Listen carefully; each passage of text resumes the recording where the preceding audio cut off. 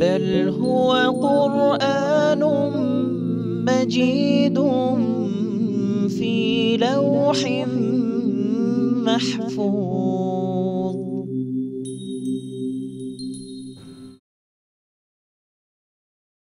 بسم الله الرحمن الرحيم.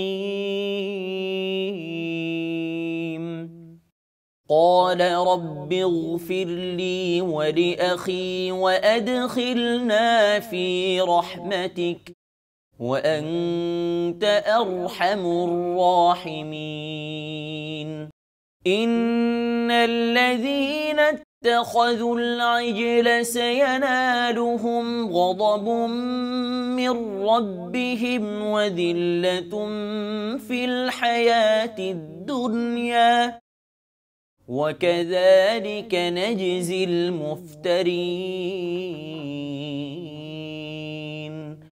والذين عملوا السيئات ثم تابوا من بعدها وآمنوا إن ربك من بعدها لغفور رحيم.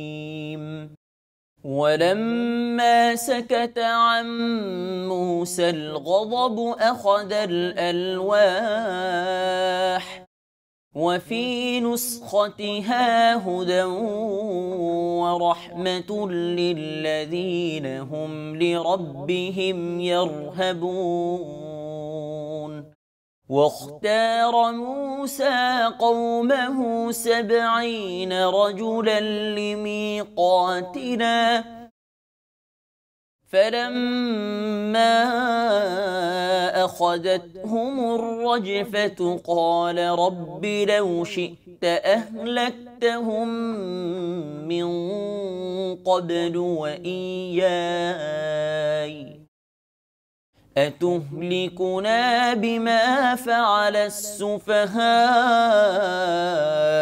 منا إن هي إلا فتنتك تضل بها من تشاء وتهدي من تشاء أنت ولينا فاغفر لنا وارحمنا وأنت خير الغافرين. واكتب لنا في هذه الدنيا حسنة وفي الآخرة إنا هدنا إليك. قال عذابي أصيب به من أشاء ورحمتي وسعت كل شيء فسأكتبها للذين يتقون ويؤتون الزكاة والذين هم بآياتنا يؤمنون. الذين يتبعون الرسول النبي الأمي الذي يجدونه مكتوبا عندهم في التوراة والإنجيل يأمرهم بالمعروف وينهاهم عن المنكر ويحل لهم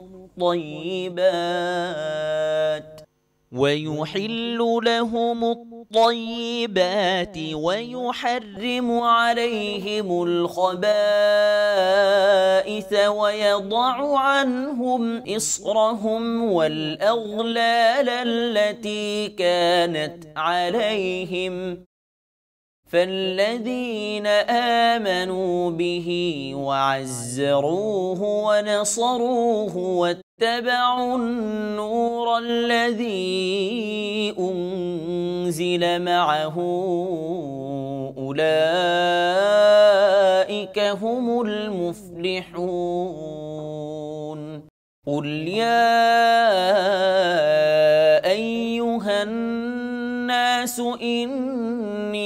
رسول الله إليكم جميعا الذي له ملك السماوات والأرض لا إله إلا هو يحيي ويميت فآمنوا بالله ورسوله النبي الأمي الذي يؤمن بالله وكلماته واتبعوه لعلكم تهتدون ومن قوم موسى أمة يهدون بالحق وبه يعدلون وقطعناهم 12 أسباطا أمما وأوحينا إلى موسى إذ استسقاه قومه أن اضرب بعصاك الحجر فانبجست منه 12 عينا قد علم كل أناس مشربهم وظللنا عليهم الغمام وأنزلنا عليهم المن والسلوى كلوا من طيبات ما رزقناكم وما ظلمونا ولكن كانوا أنفسهم يظلمون وإذ قيل لهم اسكنوا هذه القرية وكلوا منها حيث شئتم وقولوا حطة وادخلوا الباب سجدا نغفر لكم خطيئاتكم سنزيد المحسنين فبدل الذين ظلموا منهم قولا غير الذي قيل لهم فأرسلنا عليهم رجزا من السماء بما كانوا يظلمون واسألهم عن القرية التي كانت حاضرة البحر إذ يعدون في السبت إذ تأتيهم حيتانهم يوم سبتهم شرعا ويوم لا يسبتون لا تأتيهم كذلك نبلوهم بما كانوا يفسقون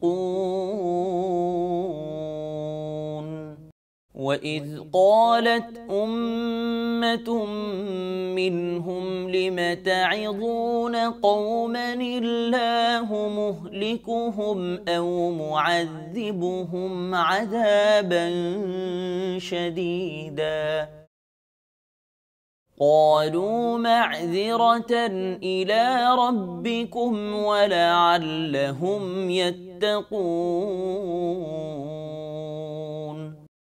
فلما نسوا ما ذكروا به أنجينا الذين ينهون عن السوء وأخذنا الذين ظلموا بعذاب بئيس بما كانوا يفسقون صدق الله العظيم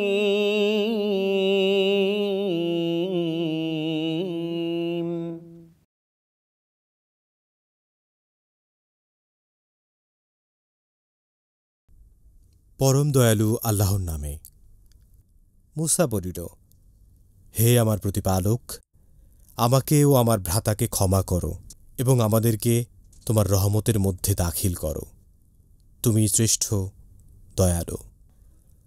যাহারা গোবৎসকে উপাস্যরূপে গ্রহণ করিয়াছে, পার্থিব জীবনে তাহাদের উপর তাহাদের প্রতিপালকের ক্রোধ ও লাঞ্ছনা আপতিত হইবেই। আর এইভাবে আমি মিথ্যা রচনাকারীদেরকে প্রতিফল দিয়া থাকি। যাহারা অসৎকার্য করে, তাহারা পরে তওবা করিলে ও ঈমান আনিলে তোমার প্রতিপালক তো পরম ক্ষমাশীল, পরম দয়ালু। মূসার ক্রোধ যখন প্রশমিত হইল, তখন সে ফলকগুলি তুলিয়া লইল। যাহারা তাহাদের প্রতিপালককে ভয় করে, তাহাদের জন্য উহাতে যাহা লিখিত ছিল, তাহাতে ছিল পথনির্দেশ ও রহমত। মূসা স্বীয় সম্প্রদায় হইতে ৭০ জন লোককে আমার নির্ধারিত স্থানে সমবেত হওয়ার জন্য মনোনীত করিল।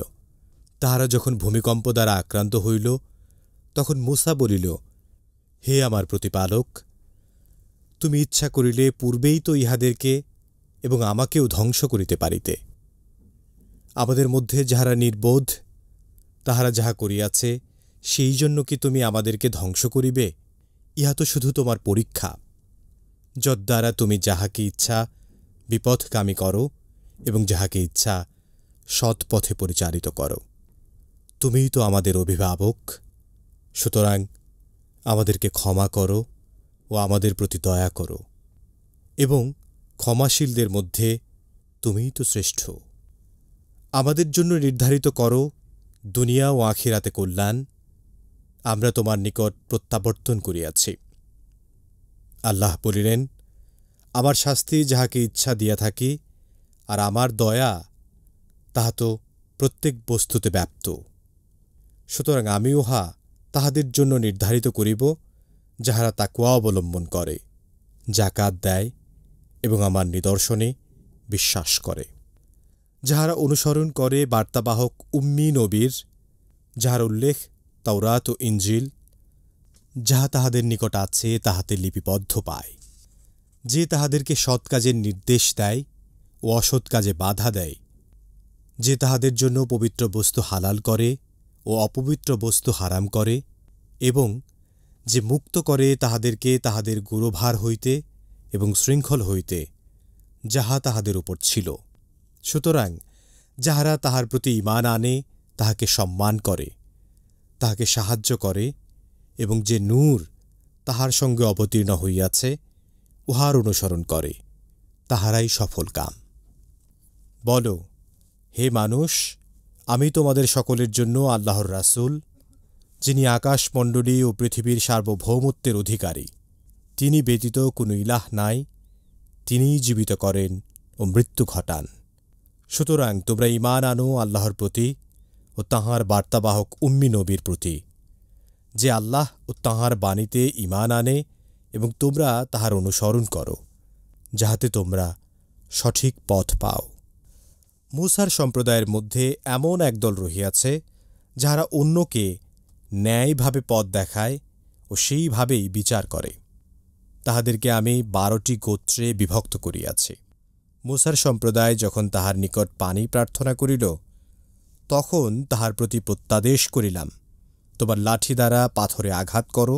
ফলে উহা হইতে 12টি প্রস্রবণ উচ্চারিত হইল। প্রত্যেক গোত্র নিজ নিজ পানস্থান চিনিয়া লইল, এবং মেঘ দ্বারা তাহাদের উপর ছায়া বিস্তার করিয়াছিলাম। তাহাদের নিকট মান্না ও সালুয়া পাঠাইয়াছিলাম, এবং বলিয়াছিলাম, উত্তম যাহা তোমাদেরকে দিয়াছি তাহা হইতে আহার করো। তাহারা আমার প্রতি কোনো জুলুম করে নাই, কিন্তু তাহারা নিজেদের প্রতি জুলুম করিতেছিল। স্মরণ করো, তাহাদেরকে বলা হইয়াছিল, তোমরা এই জনপদে বাস করো ও যেথা ইচ্ছা আহার করো, এবং বল, ক্ষমা চাই, এবং নত শিরে দ্বারে প্রবেশ করো। আমি তোমাদের অপরাধ ক্ষমা করিব। আমি সৎকর্মপরায়ণদেরকে আরও অধিক দান করিব। কিন্তু তাহাদের মধ্যে যাহারা জালিম ছিল, তাহাদেরকে যাহা বলা হইয়াছিল, তাহার পরিবর্তে তাহারা অন্য কথা বলিল।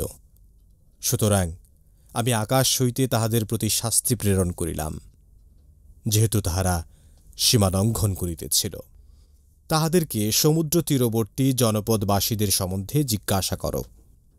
তাহারা শনিবারের সীমা লঙ্ঘন করিত। শনিবার উদযাপনের দিন মাছ পানিতে ভাসিয়া তাহাদের নিকট আসিত, কিন্তু সেদিন তাহারা শনিবার উদযাপন করিত না, সেদিন উহারা তাহাদের নিকট আসিত না।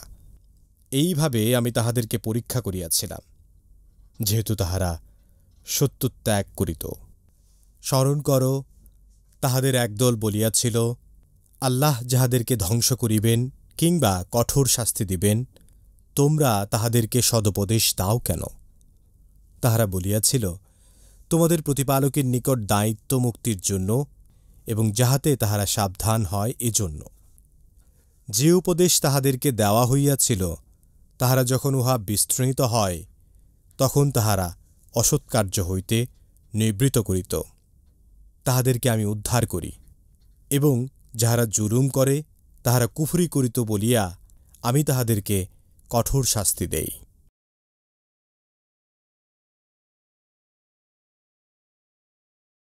আলহামদুলিল্লাহি ওয়াহদা ওয়াসসালাতু ওয়াসসালামু আলা মান লা নাবিয়্যা বা'দা, আম্মা বা'দ। সুপ্রিয় দর্শক শ্রোতা, আসসালামু আলাইকুম ওয়া রাহমাতুল্লাহি ওয়া বারাকাতুহু। সময় সংবাদের নিয়মিত অনুষ্ঠান লৌহে মাহফুজ থেকে আপনাদের সকলকে জানাচ্ছি আন্তরিক শুভেচ্ছা ও মোবারকবাদ। সুপ্রিয় শ্রোতা, আমরা এতক্ষণ পর্যন্ত পবিত্র কোরআনুল কারীমের সূরা আরাফের 151 নম্বর আয়াত থেকে 165 নম্বর আয়াতের তেলাওয়াত শুনলাম তর্জমা। আসুন আমরা এ সকল আয়াতে কারিমার সংক্ষিপ্ত তাফসীর শুনি। আল্লাহ তাআলা আমাদের প্রত্যেককে পবিত্র কোরআন বুঝার তৌফিক দান করুন, আমিন। সুপ্রিয় শ্রোতা, আমরা হযরত মুসা আলাইহিস সালামের জীবনের ধারাবাহিক আলোচনা করছি পবিত্র কোরআনুল কারীম থেকে। আমরা 151 নম্বর আয়াতে দেখি যে হযরত মুসা আলাইহিস সালাম আল্লাহর কাছে ফরিয়াদ করেন, রব্বি গফিরলি ওয়ালি আখি, হে আল্লাহ তুমি আমাকে ক্ষমা করো, আমার ভাইকেও ক্ষমা করো, এবং ওয়াদখিলনা ফি রাহমাতিকা ওয়া আনতা আরহামুর রাহিমিন, আর আমাদেরকে তোমার রহমতের মধ্যে প্রবেশ করাও, কারণ তুমি তো অত্যন্ত দয়াবান। তার মানে যে অন্যায় তারা করেছে সেখান থেকে তিনি তাকে এবং তার ভাইকে মুক্ত করার জন্য এবং আল্লাহর কাছে ক্ষমা প্রার্থনা চাইলেন এবং তার রহমতের মধ্যে তাদেরকে প্রবেশ করার জন্য ফরিয়াদ করলেন, কারণ আল্লাহ হলেন রহমানুর রাহিম এবং আরহামুর রাহিমিন। 152 নম্বর আয়াত আল্লাহ তাআলা বলেন, ইন্নাল্লাযীনা তাখাযুল ইজলা সায়ানালুহুম গাযাবুম মির রাব্বিহিম ওয়া যিল্লাতুন ফিল হায়াতিদ দুনিয়া। এখানে আল্লাহ তাআলা হযরত মুসা আলাইহিস সালামের যাওয়ার পর যারা গোবৎস পূজা করেছিল তাদের সম্পর্কে বলছেন যে ওই সমস্ত লোক যারা ওই বাছুরকে প্রভু হিসাবে গ্রহণ করেছিল, যে তারা অচিরেই তাদের রবের পক্ষ থেকে গুসা, রাগ এবং লাঞ্ছনা এই সকল কিছু তারা অবশ্যই লাভ করবে। ওয়া কাযালিকা নাজজিল মুফতারিন, আর আল্লাহ মিথ্যা রচনাকারীদের এভাবেই প্রতিফল দিয়ে থাকেন। তার মানে যারা এই গোবৎস পূজা করেছিল, সেই গোবৎস পূজার কারণে যারা আল্লাহর কাছ থেকে তারা চলে গিয়েছিল, তাদেরকে আল্লাহ তাআলা অবশ্যই শাস্তি দিবেন এবং সেটা আল্লাহর জন্য একেবারেই সহজ। এই জন্য বলছেন সায়ানালুহুম গাযাবুম মির রাব্বিহিম ওয়া যিল্লা, এবং তাদের জন্য অচিরেই কি আসবে, তাদের রবের পক্ষ থেকে গজব এবং লাঞ্ছনা নিপতিত হবে। 153 নম্বর আয়াতে আল্লাহ তাআলা বলেন, ওয়াল্লাযীনা আমিলুস সাইয়্যাত সুম্মা তাবু মিন বা'দিহা ওয়া আমানু ইন্না রাব্বাকা মিন বা'দিহা লাগফুরুর রাহিম। আল্লাহ বলছেন যে এই যারা অন্যায় কাজ করে এবং অন্যায় কাজ করার পরেই যারা আবার আল্লাহর কাছে তওবা করে, তার মানে আল্লাহর দিকে আবার ফিরে আসে এবং তওবা করে সে অতীত জীবনের গুনাহ মাফ এবং পরবর্তী জীবনে এই পাপ করবে না বলে প্রতিশ্রুতি দেয়, এবং ওয়া আমানু এবং তারা ঈমান আনে, আল্লাহ বলছেন ইন্না রাব্বাকা মিন বা'দিহা লাগফুরুর রাহিম। আল্লাহ এই সমস্ত মানুষগুলোকে এই অপরাধ করার পরও আল্লাহ তাদেরকে ক্ষমা করবেন, কারণ আল্লাহ ক্ষমাশীল এবং পরম দয়ালু। 154 নম্বর আয়াতে আল্লাহ তাআলা বলেন, ওয়ালাম্মা সাকাতা আন মুসাল গাদাবা আখাযাল আলওয়াহ ওয়া ফি নুসখাতিহা হুদাম ওয়া রাহমাতুল লিল্লাযীনা হুম বিরাব্বিহিম ইয়ারহাবুন। এখানে হযরত মুসা আলাইহিস সালাম যে তাদের সাথে রাগ করে যে আসমানি গ্রন্থগুলো, ফলকগুলো ফেলে দিয়েছিলেন, তিনি তার রাগটা যখন কমে গেল তখন তিনি সেই ফলকগুলো তুলে নিলেন, যেই ফলকের মধ্যে আল্লাহ তাআলা তাদের রহমত এবং হেদায়েত সম্পর্কে বিস্তারিত বলেছেন, এবং যাদের জন্য এই রহমত এবং মাগফিরাত এবং সঠিক পথ সেটা হলো লিল্লাযীনা হুম বিরাব্বিহিম ইয়ারহাবুন, ওই সমস্ত মানুষ যারা তাদের রবকে ভয় করে। তার মানে আল্লাহর ভয় এবং রহমতের আশা করবে যারা, সঠিক পথে চলবে, তারাই কিন্তু আল্লাহ তাআলার এই রহমতের ভাগীদার হবে, যে কথাগুলো হযরত মুসা আলাইহিস সালামের সেই আসমানি ফলকের মধ্যে লিপিবদ্ধ ছিল। 155 নম্বর আয়াতে আল্লাহ বলেন, ওয়াখতারা মুসা কওমাহু 70 রাজুলান লিমিকাতিনা ফালাম্মা আকাতাতহুম রাসফা ক্বালা রব্বি লাউ শি'তা আহলাকতাহুম মিন ক্বাবলি ওয়া ইয়্যায়া। এবং এখানে আল্লাহ একটা বড় একটি আয়াতের মধ্যে আল্লাহ তাআলা বলেন, যে হজরত মুসা আলাইহিসসালাম তার সম্প্রদায়ের মধ্য থেকে ৭০ জন মানুষকে ওই নির্ধারিত স্থানের জন্য তিনি নির্বাচিত করলেন, এবং তারা যখন সেখানে গিয়ে পৌঁছলো এবং মুসা আলাইহিসসালাম যখন আল্লাহকে দেখতে চাইলেন, কিন্তু আল্লাহ বললেন যে তোমার পক্ষে দেখা সম্ভব না। তারপরে যখন মুসা আলাইহিসসালাম আল্লাহর কাছে বারবার ফরিয়াদ করছিলেন, আল্লাহ বললেন যে তুমি তুর পাহাড়ের দিকে তাকাও, যদি তুমি আমার এই নূরকে সহ্য করতে পারো তাহলে তুমি দেখতে পারবে। এবং ঠিক তেমনিভাবেই তিনি যখন আল্লাহর সেই তুর পাহাড়ের দিকে তাকালেন, আল্লাহ তার নূরের একটি ঝলক যখন পাঠিয়ে দিলেন, তখন তাদের উপর কি হলো, আকাশ থেকে একটি বিজলি আবর্তিত হলো এবং তাদের প্রতি একটা কঠিন একটা ভূকম্পন হলো এবং সেখানে তারা সবাই মরে গিয়েছিল। এবং অখাররা মুসা সয়াকা, হজরত মুসা আলাইহিসসালাম তিনি বেহুশ হয়ে পড়েছিলেন। সে কথাকে স্মরণ করে বলেন, ফালাম্মা আখাযাতহুমুর রাজফাতা, যখন তাদের উপর কঠিন ভূকম্পন আক্রান্ত হলো, ক্বালা, হে তিনি বললেন, রব্বি, হে আমার রব, লাউ শি'তা আহলাকতাহুম মিন ক্বাবলি ওয়া ইয়্যায়া, তুমি তো চাইলে এর আগেও তুমি আমাকে এবং আমার সম্প্রদায়কে ধ্বংস করে দিতে পারতে, তুমি তো তখন তা করো নাই। আতুহলিকুনা বিমা ফাআলা আসফাহাউ মিন্না, যে হে আল্লাহ, তুমি কি আমার সম্প্রদায়ের কিছু অজ্ঞ লোক তারা যে অন্যায় করে গোবৎস পূজা করেছে তার কারণে তুমি কি আমাদেরকে এখন ধ্বংস করে দিতে চাও? ইন হিল ইয়া ফিতনাতুকা, এটা তো তোমার একটা পরীক্ষা, কারণ তুমি তুদিল্লু বিহা মান তাশা ওয়া তাহদি মান তাশা, তুমি যাকে ইচ্ছা গোমরাহ করো আবার যাকে ইচ্ছা পথ দেখাও। আনতা ওয়ালিয়্যুনা ফাগফির লানা, তুমি তো আমাদের অভিভাবক, তুমি আমাদেরকে ক্ষমা করে দাও। ওয়ারহামনা, আমাদের প্রতি রহম করো। ওয়া আনতা খায়রুল গাফিরিন, তুমি তো উত্তম ক্ষমাশীল, অতএব তুমি আমাদেরকে ক্ষমা করে দাও। ১৫৬ নম্বর আয়াতে আল্লাহ তাআলা বলেন, ওয়াকতুব লানা ফি হাযিহিদ দুনিয়া হাসানা ওয়া ফিল আখিরাতি হাসানা। এখানে হযরত মূসা আলাইহিসসালাম আল্লাহকে বলেন যে তুমি আমাদেরকে দুনিয়া ও পরকালে কল্যাণ নির্ধারিত করে দিন, এবং ইন্না হুদনা ইলাইকা, আমরা তো তোমার কাছেই ফিরে যাব, আমাদের তো আর যাওয়ার কোনো জায়গা নেই। তুমি আমাদেরকে ধ্বংস করলে তোমার কী লাভ হবে, আমরা তোমার কাছেই ফিরে আসবো। ক্বালা আযাবি উসিবু বিহি মান আশা, হ্যাঁ, আল্লাহ তখন বলেন যে আমার আযাব তারাই পাবে যাদেরকে আমি আযাব দেওয়ার জন্য নির্ধারণ করব। ওয়া রাহমাতি ওয়াসিআত কুল্লা শাইইন, কিন্তু আমার রহমত কিন্তু আমার এই দুনিয়া ব্যাপী, এবং আমার রহমত হলো পরিব্যাপ্ত সমস্ত জিনিসকে বেষ্টন করে আছে। এবং তিনি বললেন, ফাসাকতুবুহা লিল্লাযীনা ইয়াত্তাকুন, আমি তাদের জন্যই কল্যাণ অবধারিত করব যারা পাপাচার থেকে বিরত থাকবে। ওয়া ইউতুনা যাকাত, এবং যাকাত প্রদান করবে। ওয়াল্লাযীনা হুম বিআয়াতিনা ইউমিনুন, এবং আমার নিদর্শন সমূহকে যারা সত্য পরিণত করবে, ঈমান আনবে, আমি তাদেরকে কিন্তু তাদের মধ্যে ওই কল্যাণকামী মানুষের মধ্যে অন্তর্ভুক্ত করব। ১৫৭ নম্বর আয়াতে আল্লাহ তাআলা বলেন, আল্লাযীনা ইয়াত্তাবিউনা রাসূলান নাবিয়্যাল উম্মিয়্যাল্লাযী ইয়াজিদুনাহু মাকতুবান ইনদাহুম ফিত তাওরাতি ওয়াল ইনজিল।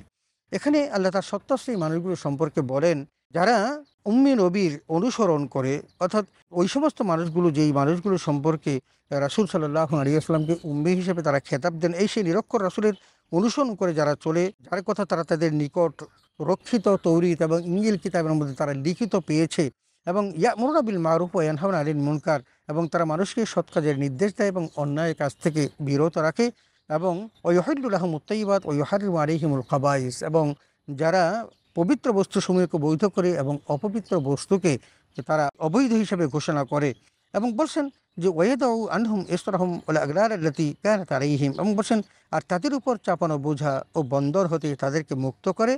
সুতরাং আল্লাহ বলছেন, ফাল্লাযীনা আমানু বিহি ওয়া আযযারুহু ওয়া নাসারুহু ওয়াত্তাবাউন নূরাল্লাযী উনজিলা মা'আ, বলছেন যারা তার প্রতি ঈমান আনে এবং তাকে সম্মান করে এবং সাহায্য করে ও সহানুভূতি প্রকাশ করে, আর সেই আলোকের অনুসরণ করে চলে যা তার সাথে অবতীর্ণ করা হয়েছে, তার মানে যেই কোরআন তার কাছে পাঠানো হয়েছে এবং যে নবীর কাছে পাঠানো হয়েছে তার যদি অনুসরণ তারা করে, তখন আল্লাহ বলছেন তারাই উলাইকা হুমুল মুফলিহুন, তারাই হবে সফলকাম, এবং তাদের প্রতি আল্লাহর অনুগ্রহ, দয়া এবং ক্ষমা থাকবে।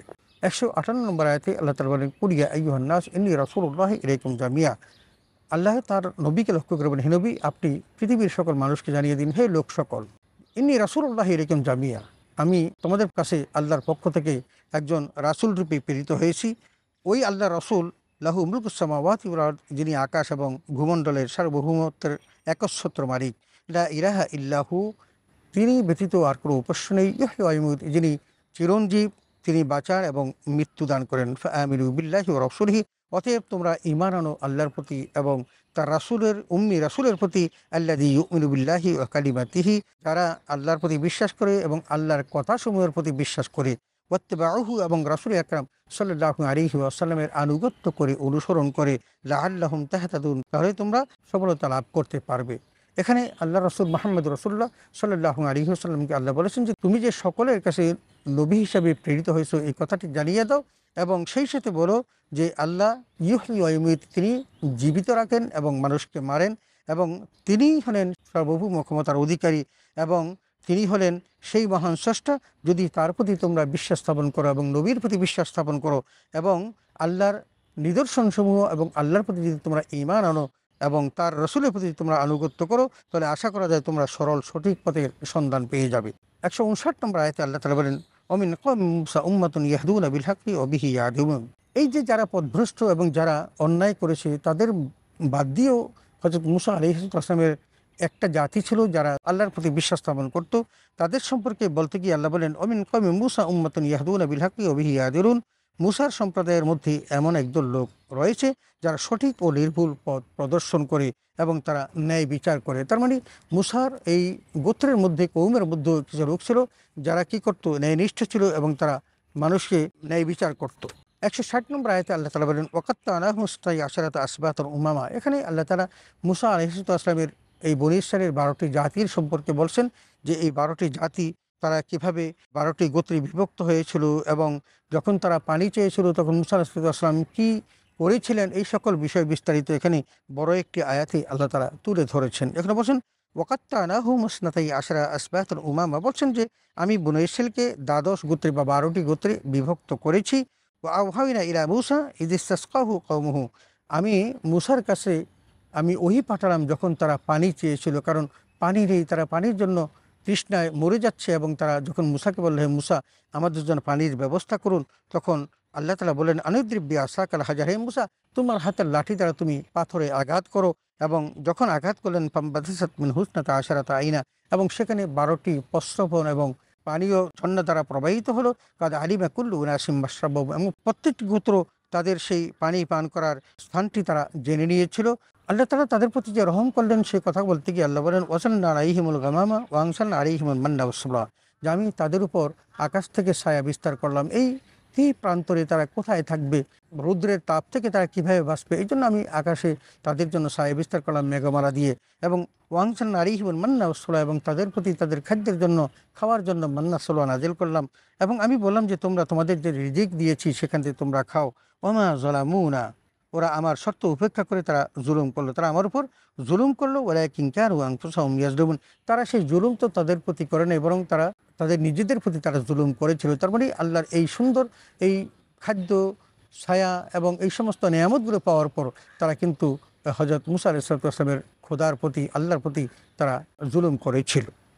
161 নম্বর আয়াতে আল্লাহ তাআলা বলেন, ওয়াইয ক্বালা লাহুম উসকুনু হাযিহিল ক্বরিয়াতা ওয়াকুলু মিনহা হাইথু শি'তুম ওয়াকুলু হিত্তাতুন ওয়াদখুলুল বাবা সুজ্জাদা।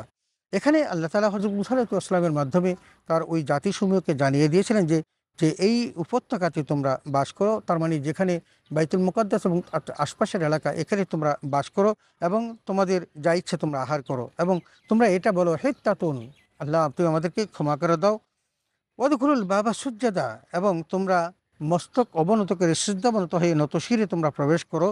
নাগফির লাকুম খাতায়াতিকুম, তাহলে আমি তোমাদের অতীতের সকল গুনাহ অপরাধসমূহ আমি মাফ করে দেব।